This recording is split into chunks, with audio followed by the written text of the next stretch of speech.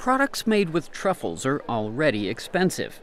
For people who love them, these prized lumps of smelly fungus can turn a plate of pasta into a sublime taste experience.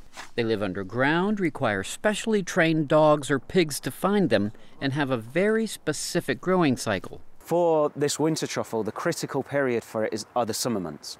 And the truffle starts to form at the end of winter, beginning of spring, and then it grows very slowly over the summer months, and it's growing and swelling. And then it matures when you come into the next winter, and that's when we harvest and eat them. Thomas is the author of a new study that predicts that as climate change heats up, truffles will be in trouble. And under climate change, and what we see actually in years when it's very warm and very dry, that stops those truffle bodies from growing and swelling. So you don't get production.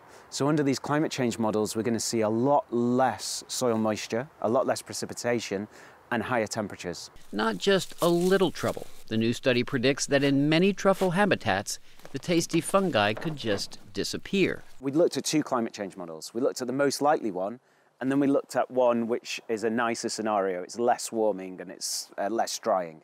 And between the two scenarios, though, we're still looking at a decline in production of between 78 and 100% of the yield of that territory. So it's a massive drop. And there's no way to make up for that shortfall. So if you think truffles are expensive now, just wait. And we see in drought years and years when we have very high temperatures, there's less supply and the prices just increase.